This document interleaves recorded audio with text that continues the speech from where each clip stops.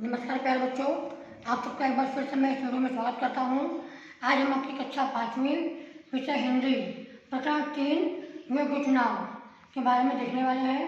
प्यारे बच्चों, इसके भाग 1 में हम लोग पहले ही देख चुके हैं कि किस तरह से मंत्री जगत राम होते हैं, जो कि राजा मंगल सिंह से कहते हैं कि मुझे मेरे पद से मुक्ति प्रदान करें, अर्थात मुझे सेवा मुक्त करें।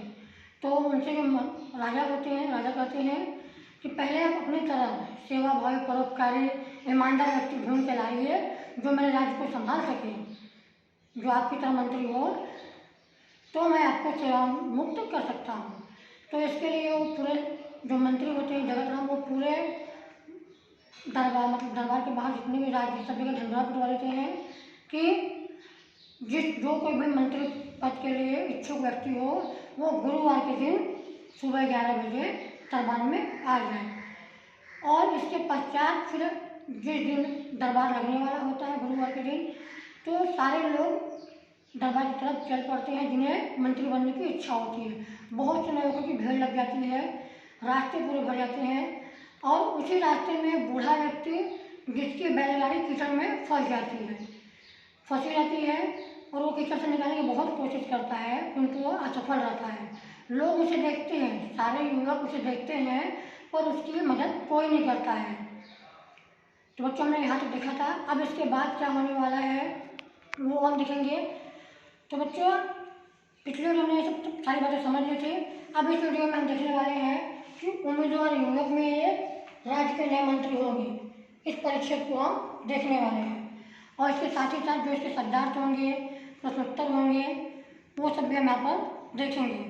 तो प्यारे बच्चों, इससे पहले कि हम इसे शुरू करें, हम सबसे पहले आपके परिषद की तरफ चलते हैं। परिषद में क्या बताया गया था और फिर उसके आगे में क्या देखना है, इस पर हम ध्यान देंगे। तो सबसे पहले आप पाठ्य पुस्तक की ओर चलते हैं।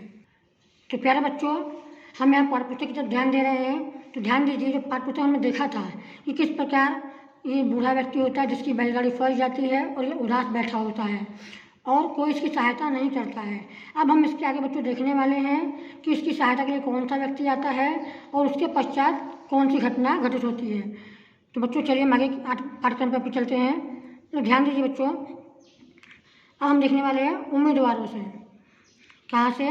उम्मीदवारों से। तो ध्यान दीजिए, उम्मीदवार युवकों में एक था कर्मवीर, अर्थात उम्मीदवार अर्थात वो युवक जो मंत्री पद के लिए नियुक्त किए जाए, जो मंत्री पद के लिए आ रहे थे, उनमें उन युवकों में एक था कर्मवीर, अर्थात कर्मवीर नाम का भी एक युवक था।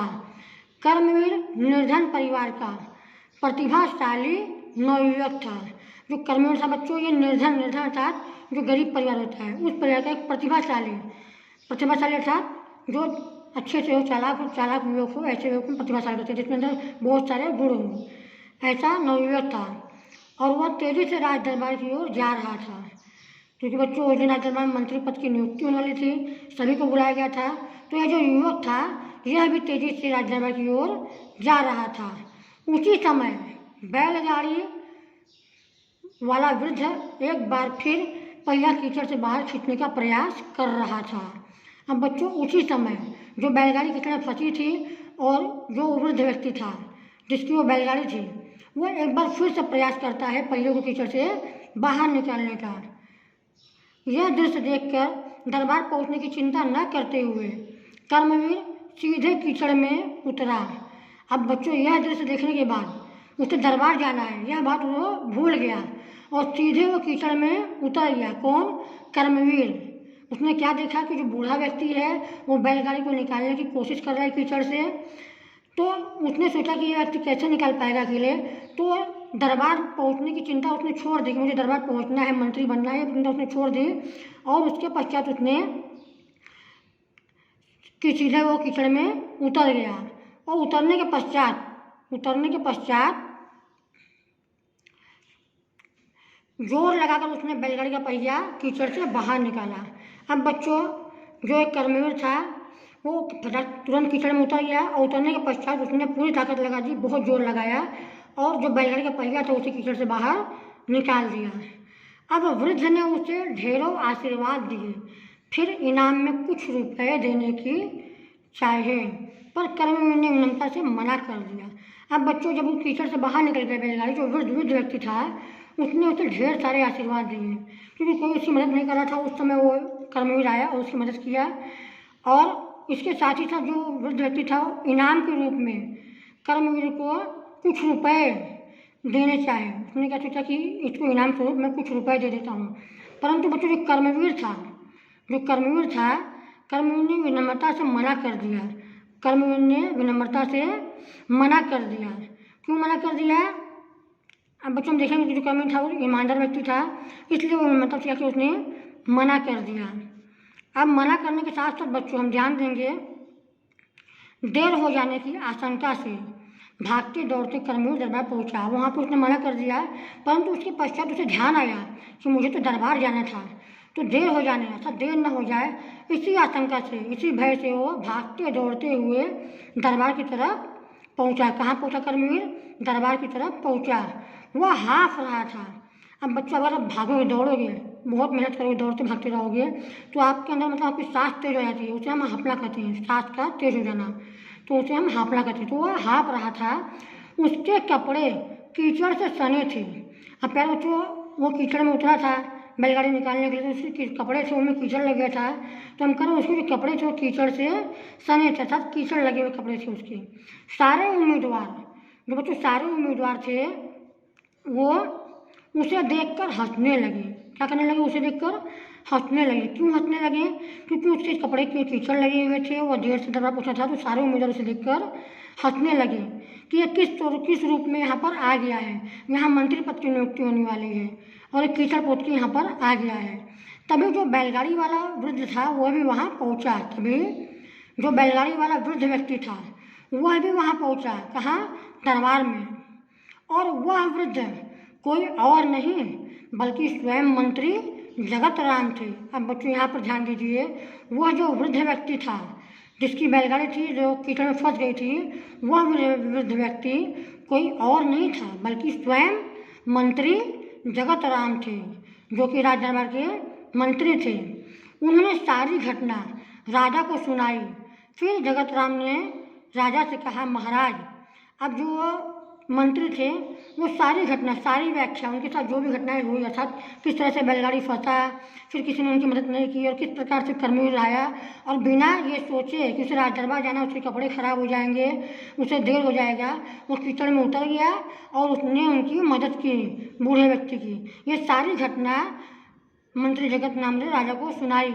और जगत राम ने फिर राजा से कहा, महाराज, कर्मवीर में वे सारे गुण हैं जो राज्य के मंत्री के लिए आवश्यक है।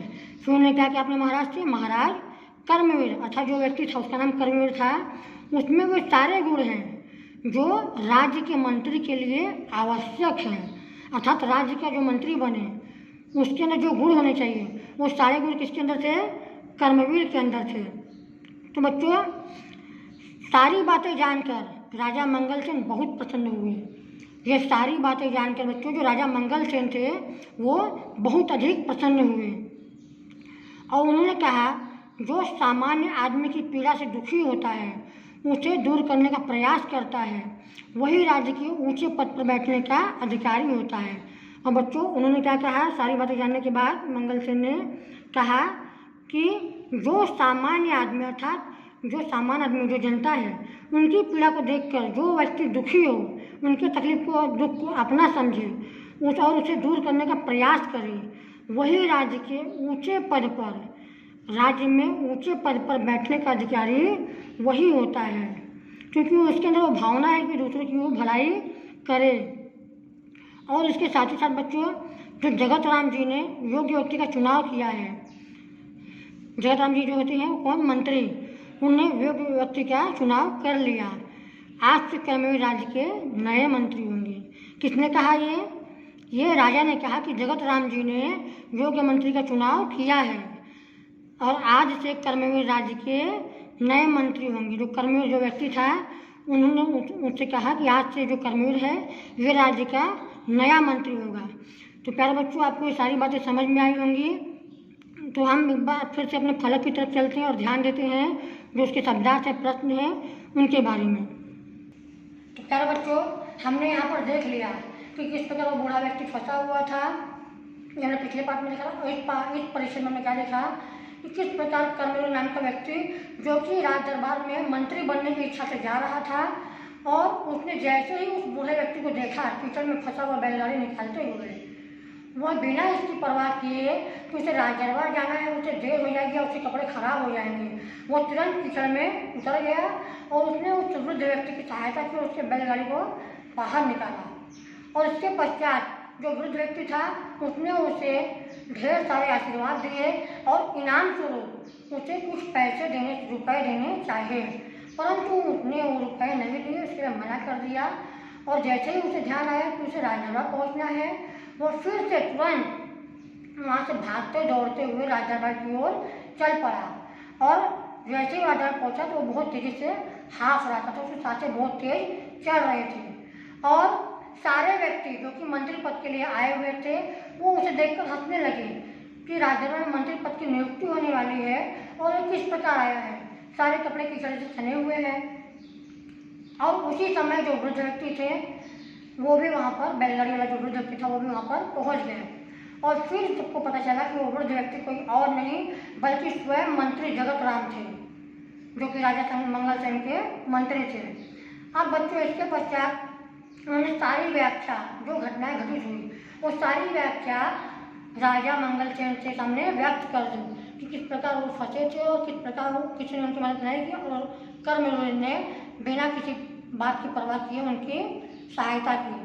और इसके बाद पूरी व्याख्या सुनने के बाद जो राजा मंगल सेन थे उन्होंने कहा कि ऐसा ही व्यक्ति मुझे चाहिए था जो दूसरे के दुख को, प्रजा के दुख को, जनता के दुख को, सामान्य व्यक्ति के दुख को अपना दुख समझता हो और उनकी सहायता करने का इच्छा रखता हो, उनकी सहायता करना चाहता हो, सहायता करे। वही व्यक्ति इस राज्य में किसी बड़े पद का अधिकारी हो सकता है। और जगत राम की पूरी बात सुनने के बाद वो उसी व्यक्ति को साथ कर्मवीर को वहाँ का मंत्री पद के लिए नियुक्त कर देते हैं। ये सारी व्याख्या बच्चे, सारी बातें हमने यहाँ पर इस परिचय में देखी हैं। तो बच्चों, इसके साथ ही जो इसमें कुछ शब्दार्थ आए हैं, कठिन शब्द हैं या फिर उनके अलावा जो कुछ परिचय के अनुसार हमने प्रश्न लिखे हैं उन्हें हम देखते हैं। तो सबसे पहले हम चलते हैं बच्चों शब्दार्थ की तरफ। ध्यान दीजिए, ब्लैक बोर्ड पर शब्दार्थ दिया गया है। पहला उसमें दृश्य शब्द आया है, दृश्य शब्द। दृश्य अर्थात नजारा, जिसे देखा जाए। अब इसमें दृश्य कहाँ आया था? जब लोग जा रहे थे उन्होंने दृश्य देखा। कौन सा दृश्य देखा? बैलगाड़ी का पहिया फंसा हुआ था। दूसरा बच्चों को चिंता, चिंता अर्थात फिक्र, किसी चीज से चिंता न करना, फिक्र न करना, चिंता अर्थात फिक्र। विनम्रता से अर्थात नम्रतापूर्वक, किसी से नम्रतापूर्वक बहुत अच्छे से बात करना, बहुत अच्छे से समय मानना, इसे कहते हैं नम्रता से पूर्वक अर्थात विनम्रता से। कीचड़ से सने अर्थात कीचड़ लगे हुए, कीचड़ से सने अर्थात उसमें बहुत सारा कीचड़ लगा हुआ। फिर है स्वयं, स्वयं अर्थात खुद, इसे कहते हैं ये स्वयं अपना काम कर लीजिए, स्वयं अपना कार्य कर लीजिए अर्थात खुद अपना कार्य कर लीजिए। गुण, गुण अर्थात विशेषताएं, खूबियाँ। लोग कहते हैं आप में क्या गुण है, तो इसे हम कहते हैं विशेषताएं, आप में क्या विशेषता, आप में क्या खूबी है। फिर है सुयोग्य, सुयोग अर्थात लायक, जो किसी चीज़ के लायक होता है, किसी से सुयोग होता है अर्थात उसके लिए योग्य व्यक्ति। न्याय, न्याय अर्थात इंसाफ, इंसाफ करना, न्याय देना। प्रसन्न, प्रसन्न होना अर्थात खुश होना, प्रसन्न होना खुश होना। मदद, मदद करना है सहायता करना। उम्मीदवार, बच्चों ने पहले देखा था उम्मीदवार जो शब्द आया था कि बहुत से उम्मीदवार मंत्री पद के जो इच्छुक थे वो राज्यसभा में आए थे। उम्मीदवार अर्थात चुनाव के लिए आए हुए युवक। अब बच्चों इसके साथ ही साथ हम आगे चलते हैं प्रश्न क्रमांक 1 की तरफ। क्या दिया गया है? रिक्त स्थानों की पूर्ति करो। क्या दिया गया है? रिक्त स्थानों की पूर्ति करो। तो बच्चों से पहला प्रश्न क्या दिया है? भागते दौड़ते कर्मवीर खाली जगह पहुंचा।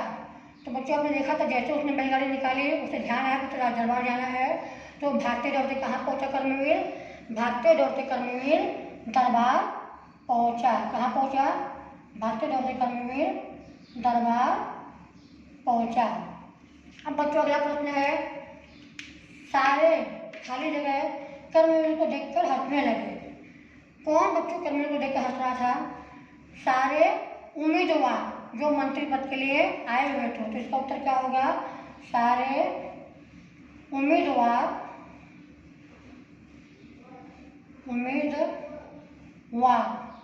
कर्मवीर को देखकर हंसने लगे। अर्थात जो व्यक्ति वहाँ पर किसी पद के लिए, किसी चुनाव के लिए आए हुए थे, उन्हें उम्मीदवार कहते हैं। वो सारे व्यक्ति उम्मीदवार कर्मवीर को देखकर हंसने लगे। अगला है बच्चों, आज से खाली जगह राज्य के नए मंत्री होंगे। तो बच्चों हमने अंत में देखा था, अंत में राजा क्या कहते हैं कि आज से राज्य के कर्मवीर नए मंत्री होंगे। अर्थात आज से कर्मवीर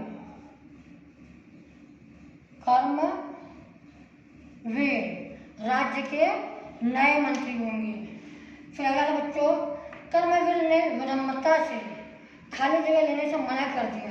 अब बच्चों के कर्मवीर थे, जब वो उनकी बैलगाड़ी को, वृद्ध व्यक्ति की बैलगाड़ी को बाहर निकालते हैं तो जो वृद्ध व्यक्ति था ढेर सारा आशीर्वाद देते हैं, साथ ही साथ उसे इनाम स्वरूप कुछ रुपए भी देना चाहते हैं, परंतु रुपए लेने से कर्मवीर मना कर देते हैं। तो यहाँ क्या होगा उत्तर? कर्मवीर ने विनम्रता से रुपए लेने से मना कर दिया। अब बच्चों प्रश्न क्रमांक 2 पर ध्यान देते हैं।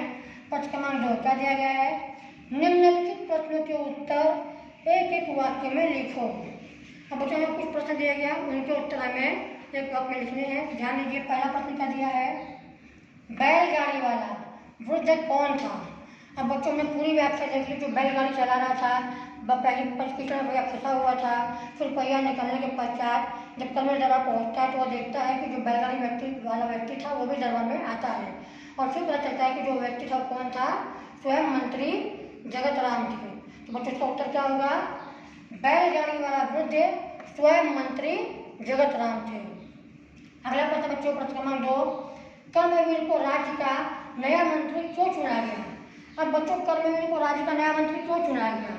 क्योंकि उसने उस व्यक्ति की सहायता की थी, और राजा ने कहा जिस व्यक्ति के अंदर दूसरों की मदद करने की इच्छा हो, दूसरे के दुख को अपना दुख समझे, वही राज्य के मंत्री पद के लिए या फिर किसी ऊंचे पद के लिए अधिकारी होता है। तो बच्चों में उत्तर देखेंगे। उत्तर क्या दिया है? कर्मवीर को राज्य का नया मंत्री चुना गया क्योंकि उसमें मंत्री के लिए आवश्यक सारे गुण, बच्चों ने देखा उसमें जो मंत्री के सारे गुण मौजूद थे, सारी विशेषताएं थी जो मंत्री बन सके। फिर बच्चों ने कहा प्रश्न क्रमांक 3 है, कर्मवीर किस परिवार से था? अब बच्चों ने कर्मवीर था, ये किस परिवार से था? हमने शुरू में ही देखा था, जो कर्मवीर था एक निर्धन परिवार से था। निर्धन परिवार का एक प्रतिभाशाली व्यक्ति था। तो बच्चों इसका उत्तर क्या होगा? कर्मवीर एक निर्धन परिवार का प्रतिभाशाली नवयुवक था। कर्मवीर एक निर्धन परिवार का प्रतिभाशाली व्यक्ति था। फिर बच्चों का अगला प्रश्न है प्रश्न क्रमांक 4, मंगलसेन ने प्रसन्न होकर क्या कहा? मंगलसेन ने प्रसन्न होकर क्या कहा? अब बच्चों इसका उत्तर भी आपको पता है। जब मंगलसेन जगत राम की पूरी बात सुनते हैं, पूरा व्याख्या जान लेते हैं, तो उसे प्रसन्न होकर क्या कहते हैं कि जो व्यक्ति दूसरों के दुखों में काम आए, दूसरे दुख अपना समझे, दूसरों के लोगों के लिए उसके मन में कोई भाव प्रकट हो, अच्छा कार्य करे, वही व्यक्ति किसी ऊंचे पद का अधिकारी हो सकता है। तो बच्चों यहाँ पर उत्तर क्या होगा? राजा मंगलसेन जो थे, मंगलसेन ने प्रसन्न होकर कहा कि जो सामान्य आदमी की पीड़ा से दुखी होता है, अर्थात सामान्य पीड़ा को अपना दुख समझता है और उसे दूर करने की कोशिश करता है, वही राज्य के ऊंचे पद पर बैठने का अधिकारी होता है। वही राज्य के ऊंचे पद पर बैठने का अधिकारी होता है। तो बच्चों हमने यहाँ पर इस प्रश्न का उत्तर देख लिया, सारे प्रश्न देख लिए, शब्दार्थ देख लिए, कुछ खाली जगह थे वो भी देख लिए। तो बच्चों इसके साथ ही साथ हमने ये जो पूरा परिच्छेद देखा, परिच्छेद जो भाग 1 में देखा, फिर भाग 2 में देखा, तो पूरी कहानी हमें क्या समझ में आती है, हमें क्या सीख मिलती है इस परिच्छेद से, इस पूरे पाठ से हमें क्या सीख मिलती है? तो बच्चों इस पूरे पाठ से हमें यही सीख मिलती है, किसी भी पद के लिए व्यक्ति का गुणी होना बहुत आवश्यक होता है। अगर व्यक्ति गुणी है, उसमें विशेषताएं हैं, उसमें अच्छे गुण हैं, तभी उस व्यक्ति को वो पद मिलना चाहिए। ऐसे ही किसी भी व्यक्ति को कोई पद नहीं देना चाहिए, वरना उस पद की तो हानि होती है। साथ ही साथ अगर उसे अपने कर्तव्यों का ज्ञान न होगा या फिर वो अपने कर्तव्य अपने का ज्ञान न जाने के बाद वो अपने पद का गलत फायदा भी उठा सकता है। इसलिए बच्चों, जो उसके लिए अच्छा व्यक्ति हो, जिसके अंदर अच्छे गुण हो, वो व्यक्ति उसके लिए सही होगा, क्योंकि वो अपने पद का गलत उपयोग नहीं करना चाहेगा और नहीं करेगा। तो बच्चों, हमने यहाँ पर ये योग्य चुनाव इस पाठ को देख लिया, इसकी सारी व्याख्या जान ली, इसके जो आधार पर जो प्रश्न दिए हैं उन्हें भी देख लिया। तो बच्चों, आप सभी वीडियो को बार बार देखें आपको, ताकि अच्छे से ये पूरी व्याख्या समझ में आ जाए। उसके पश्चात जो इसमें प्रश्न दिए गए हैं उन्हें लिखकर आप अपने स्कूल के व्हाट्सएप ग्रुप में शुक्रवार के दिन भेजेंगे। और साथ ही साथ बच्चों, अगर कोई समस्या हो, कुछ ना समझ में आए, तो आप उसे भी हमसे शुक्रवार के दिन पूछ सकते हैं। तो बच्चों, इसके साथ ही मैं अपनी वाणी को विराम देता हूँ। धन्यवाद।